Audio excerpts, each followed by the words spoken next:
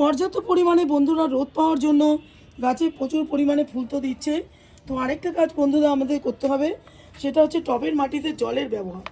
দেখো আমি প্রায় 4-5 ঘন্টা আগে একদম ভোরবেলা বন্ধুরা সুন্দর করে গাছে জল দিয়ে গেছি। আর দেখো মাটি আমার একদম ঝুরঝুরে রয়েছে, ভেজা মাটি রয়েছে, অথচ ঝুরঝুরে কাদা কাদা ভাব নেই। এরকম একটা মাটি তোমরা রাখার চেষ্টা করবে।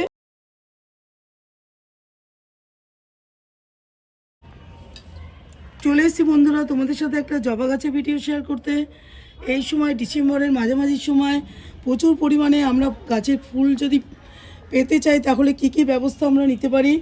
একটা গাছের পাতাও তোমাদের হলুদ হয়ে ঝরে পড়বে না, বা কুড়ি এখানে দেখতে পাচ্ছ প্রচুর পরিমাণে কুড়ি রয়েছে, এই দেখো, আর ফুলও ফুটছে প্রচুর পরিমাণে।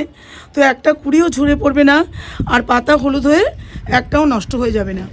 একটা গাছ তোমরা লক্ষ্য করে দেখতে পারবে বন্ধুরা কি পরিমাণে এই গাছের মধ্যে ফুল ধরে আছে আর কি পরিমাণে এর মধ্যে কুড়ি ধরে আছে বন্ধুরা।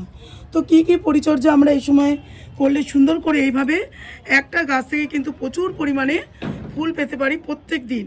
এখানে কয়েকটি জবা গাছ তোমাদের সাথে শেয়ার করছি বন্ধুরা, দেখো কি পরিমাণে এর মধ্যে ফুল ধরে আছে। তো এই সময় যে যত্ন পরিচর্যাগুলো আমরা করব, আমরা সবসময় গাছটাকে রোদ্দুরে রাখার চেষ্টা করব। গাছ কিন্তু ছাওয়াতে থাকলে তাহলে তোমাদের কিন্তু এইভাবে ফুল গাছ দেবে না। প্রচুর পরিমাণে এখন রোদ্দুর দরকার, যেহেতু শীতকাল একটু অল্প রোদ্দুরে তাপ থাকে, সেজন্য কিন্তু আমাদের প্রচুর পরিমাণে গাছগুলোকে রোদ্দুরে রাখতে হবে। প্রায় 5-6 ঘন্টা রোদ্দুর পরে বন্ধুরা সেই রকম জায়গায় আমাদের গাছগুলোকে রাখতে হবে। যেরকম বন্ধুরা আমি দেখো ছাদের মধ্যে গাছগুলোকে রেখেছি, সকাল থেকে পুরো বিকেল পর্যন্ত গাছের মধ্যে রোদ্দুর পড়ে, সেই জন্য পর্যাপ্ত রোদ্দুরের জন্য কিন্তু এখানে পোকামাকড় কম হয়, গাছের পাতা হলুদ হয়ে ঝরে পড়ে না, আর প্রচুর পরিমাণের মধ্যে কুড়ির দেখা আমি প্রত্যেক দিন পাই। এই সময় বন্ধুরা এই যে গাছগুলো তোমাদের সাথে শেয়ার করছি, এইটা হচ্ছে হাইব্রিড জবা গাছ। শীতকালে কিন্তু প্রচুর পরিমাণে এখানে ফুল দেয়। প্রত্যেক দিন আমি প্রায় 7-8টা করে ফুল নিয়ে যাই, গাছ ভর্তি। দেখতে পাচ্ছ কালকের জন্য কুড়ি এখানে ফুটে রয়েছে, প্রচুর পরিমাণে এখানে ফুল ধরে গাছের মধ্যে। তো হাইব্রিড জবা কিন্তু তোমরা সুন্দর করে এই সময় প্রতিস্থাপন করতে পারো। তো বন্ধুরা যে ব্যাঙ্গালোর ভ্যারাইটি বা পুনে ভ্যারাইটি যে জবাগুলো বলছি তোমাদের সাথে শেয়ার করছি, এগুলো আমার অনেক দিনের পুরনো গাছ, প্রায় 6-7 বছরের গাছ এগুলো।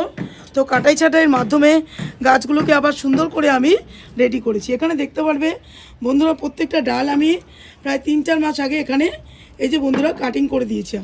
প্রত্যেকটা গাছকে আমি কাটিং করার পরে সুন্দর করে যত্ন পরিচর্যা করার পরে সুন্দর করে এখানে ব্রাঞ্চ তৈরি হয়েছে, আর প্রচুর পরিমাণে দেখো ফুলে ভরে গেছে। তো এই সময় তোমার নার্সারি থেকে এই হাইব্রিড জবা গাছগুলো কিন্তু এনে প্রতিস্থাপন করতে পারো, এটাই এর আসল সময়। এখন যে দেশি ভ্যারাইটি ওই যে আমি তোমাদের দেখাচ্ছি বন্ধুরা, এটা হচ্ছে আমার দেশি ভ্যারাইটি জবা। দেখো পাতাগুলো একদম ছোট ছোট হয়ে গেছে, আর পুরো পোকায় এখন এই সময়টা আক্রান্ত হয়ে যায়। এর মধ্যে আমি কোনো খাদ্য খাওয়া দিচ্ছি না, কেন এটা শীত ঘুমে চলে গেছে। প্রচুর পরিমাণে কিন্তু মিলিবাগের আক্রমণ হয়, অবশ্যই কিন্তু তোমরা খেয়াল রাখবে। তাহলে কুড়িগুলোকে দেখতে পাচ্ছ বন্ধুরা, এই যে কুড়িগুলোকে সব ঝাড়িয়ে ফেলে দেয়। তো অবশ্যই আমাদের নিম তেল বা কাকা আমি স্প্রে করি এর মধ্যে, তো অবশ্যই তোমরা একটা পোকার ওষুধ ব্যবহার করবে, না হলে কিন্তু এইভাবে দেখো মিলিবাগ, এই যে মিলিবাগে প্রচুর পরিমাণে এই সময়টা আক্রান্ত হয় এই শীতকালটা। অবশ্যই এদিকে আমাদের খেয়াল রেখে ওষুধের ব্যবহার করতে হবে।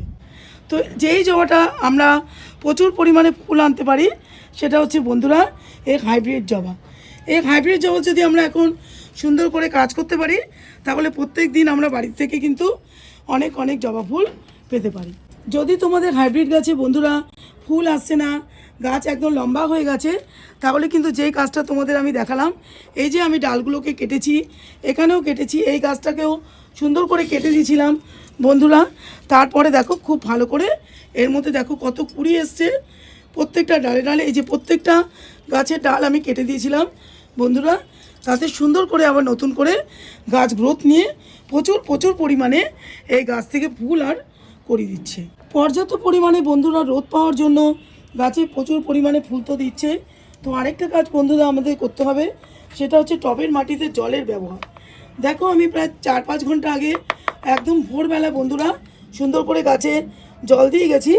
আর দেখো মাটি আমার একদম ঝুরঝুরে রয়েছে, ভেজা মাটি রয়েছে, অথচ ঝুরঝুরে কাদা কাদা ভাব নেই। এরকম একটা মাটি তোমরা রাখার চেষ্টা করবে।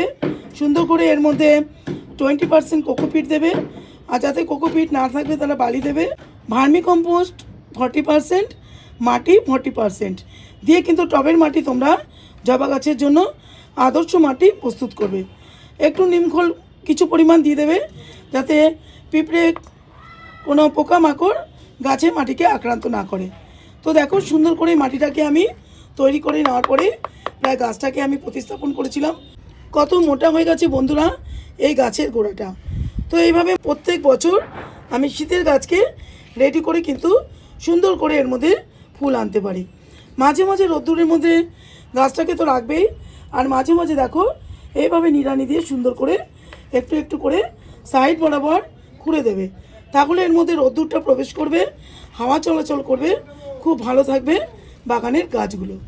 তো দেখো কী কী খাবার এই ডিসেম্বর মাঝামাঝি আমরা দিতে পারি গাছকে, তাহলে প্রচুর পরিমাণে গাছ থেকে ফুল নিতে পারবো। এখানে বন্ধুরা আমি কয়েকটা খাবার নিয়ে নিয়েছি জবা গাছের, এটা আদর্শ খাবার। এই খাবার যদি আমরা 20 দিন অন্তর বা 25 দিন অন্তর মাসে একবার ইউজ করতে পারি, খুব ভালো হবে এই হাইব্রিড জবা গাছের জন্য। তো এখানে কী কী নিয়েছি বন্ধুরা দেখো, এখানে 1 মুঠি নিয়ে নিয়েছি আমি ভার্মি কম্পোস্ট। যাদের কাছে ভার্মি কম্পোস্ট না থাকবে তারা কিন্তু পুরনো গোবর সার নিয়ে নেবে 1 মুঠি। এখানে নিয়ে নিয়েছি বড় চামচে 2 চামচের মতো সর্ষের গুঁড়ো খোল। এই গুঁড়ো খোলটাই আমি এই সারের সাথে মিশিয়ে ব্যবহার করি। আর এখানে নিয়েছি বন্ধুরা, যাতে পিঁপড়ে পোকামাকড় কেঁচো বাসা বাঁধতে না পারে মাটিতে, সেই জন্য নিয়ে নিয়েছি নিম খোল। আর এখানে নিয়েছি বন্ধুরা আমি, যেহেতু আমি খাবার দেওয়ার সময় খুশে দিয়েছি গাছটাকে, তো অনেকটা শিকড় এখানে কেটে যায়, তো কিছু পরিমাণ আমি এখানে হিউমিক অ্যাসিড বন্ধুরা নিয়ে নিয়েছি, একদম 1 চিমটের মতো নিয়ে নিয়েছি। এই যে শুকনো করে কলার খোসাগুলোকে গুঁড়ো করে রেখে দিই, এরকম করে প্রায় 1 মুঠির মতো নিয়ে নিয়েছি এই কলার খোসা গুঁড়ো। আর এখানে নিয়েছি বন্ধুরা এপসম সল্ট। গাছের পাতাকে সবুজ করে রাখতে, সুন্দর করে রাখতে এই এপসম সল্ট কিন্তু আমাদের খাবারের সাথে অবশ্যই দিতে হবে। তো সব কটা খাবারকে আমি সুন্দর করে বন্ধুরা এইভাবে মিশিয়ে দেবো। খুব ভালো করে বন্ধুরা সারটাকে আমি মিশিয়ে নিয়েছি। আর এখানে দেখো মাটিটা আমি সাইড দিয়ে এরকম তুলে দিয়েছি।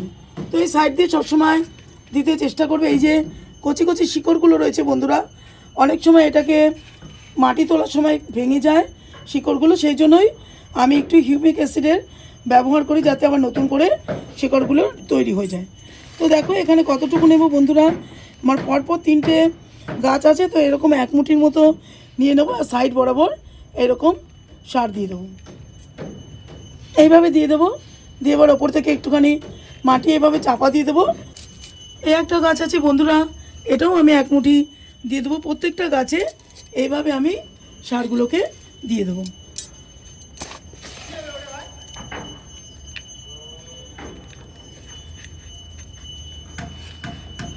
সুন্দর করে বন্ধুরা আমি দিয়ে দিলাম। তো এই সারটা আমরা যদি 20 দিন বা 15 দিন অন্তর এই জবা গাছের জন্য ব্যবহার করতে পারি বন্ধুরা, তাহলে খুব ভালো হবে এই গাছের জন্য।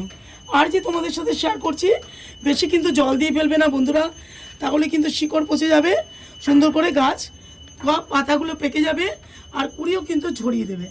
কাজে দেখো যে মাটিটা তোমাদের দেখাচ্ছি, জলের ব্যবহার কিন্তু খুব সাবধানে মেপে দিতে হবে। তোমাদের দিতে দিতে একটা আইডিয়া হয়ে যাবে তোমাদের কত বড় পট। আমাদের যেরকম এখানে 12 ইঞ্চির পট, তো আমার জল দিতে দিতে আইডিয়া হয়ে গেছে।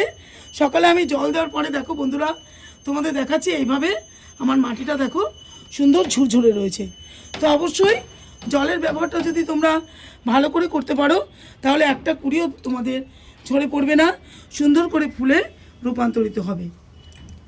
জৈব সার দেওয়ার পরেও ফুলগুলো যাতে সুন্দর হয়, ভালো করে ফোটে, কুড়িগুলো যাতে বড় বড় আকারের হয়, ফুলের কালার যাতে সুন্দর থাকে, সেই জন্য কিন্তু আমাদের মাইক্রো নিউট্রিয়েন্ট অবশ্যই গাছে ব্যবহার করতে হবে। যেরকম আমি বন্ধুরা ব্যবহার করি, এখানে ঘুরিয়ে ফিরিয়ে মোবোমিন করি, বায়োভিটা এক্স ব্যবহার করি, সুন্দর করে ঘুরিয়ে ফিরিয়ে মাসে একবার করে 1 লিটার জল নিয়ে 2.5 গ্রামের মতো নিয়ে সুন্দর করে আমি গাছগুলোতে বন্ধুরা স্প্রে করে দিই। তো মাসে একবার অবশ্যই আমাদের এই মোবোমিন বা বায়োভিটা এক্স ব্যবহার করতে হবে, তাহলেই দেখতে পারবে কুড়িগুলো খুব বড় বড় সাইজের হবে, ফুলের কালার খুব সুন্দর থাকবে বন্ধুরা। তো এই ছিল বন্ধুরা আজকে আমার জবা গাছের ভিডিও তোমাদের সাথে শেয়ার করা। এইভাবে যে কাজগুলো তোমাদের শেয়ার করলাম, এভাবে যদি তোমরা করতে পারো তাহলে প্রচুর পরিমাণে তোমাদের গাছে কুড়ি আসবে, প্রচুর পরিমাণে তোমাদের ফুলও আসবে। এইভাবে তোমরা গাছ থেকে ফুল নিতে পারবে। এতক্ষণ ধরে তোমরা ভিডিওটা দেখার জন্য তোমাদের অসংখ্য অসংখ্য ধন্যবাদ। আবারও চলে আসবো একটা নতুন ভিডিও নিয়ে, ততক্ষণের জন্য রাখবো বন্ধুরা, টাটা।